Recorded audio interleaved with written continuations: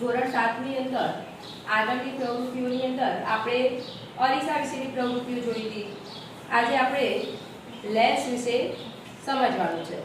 Lens વિશે તમને મેં થોડી ઘણી માહિતી પહેલા પણ આપી હતી કે લેન્સ કોને કહેવાય તો જેની બંને સપાટીઓ શું હોય પારદર્શક હોય, એટલે કે બંને સાઈડથી જોઈ શકાતું હોય. આ બાજુથી પણ તમે જોઈ શકો છો અને આ બાજુથી, તો એટલે કે જેની બંને સપાટીઓ પારદર્શક હોય તેને આપણે શું કહીએ છીએ?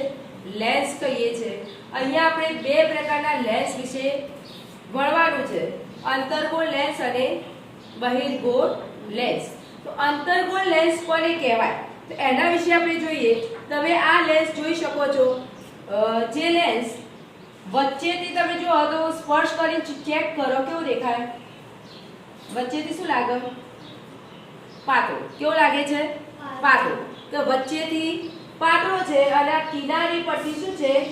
જાડો છે. ચલો આ બાજુ ચેક કરો.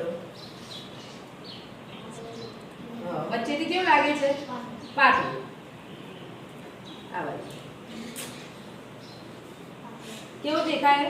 તો જે લેન્સ વચ્ચેથી શું હોય? પાતળો હોય અને આ કિનારી પરથી શું દેખાય છે તમને? જાડો. તેને કયો લેન્સ કહેવાય? અંતર્ગોળ લેન્સ કહે છે. મારા હાથમાં એક બીજો પણ લેન્સ છે. આનો હવે તમારે સ્પર્શ કરવાનો કે વચ્ચેથી કેવો દેખાય છે? આની કિનારી અને આની કિનારી, આ બંને કિનારીની તમારે કમ્પેર કરવાની. બરાબર?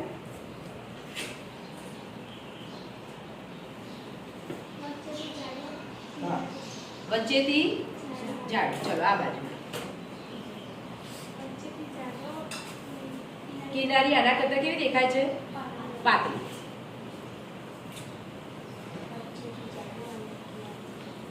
આ બાજુ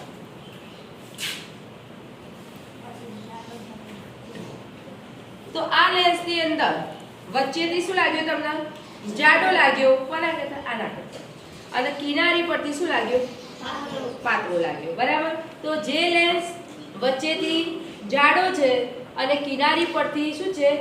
પાતળો છે, તેને કેવું લેન્સ કહે છે? બહિર્ગોળ લેન્સ કહે છે. તો આ બંને લેન્સ વિશેની શું હતી?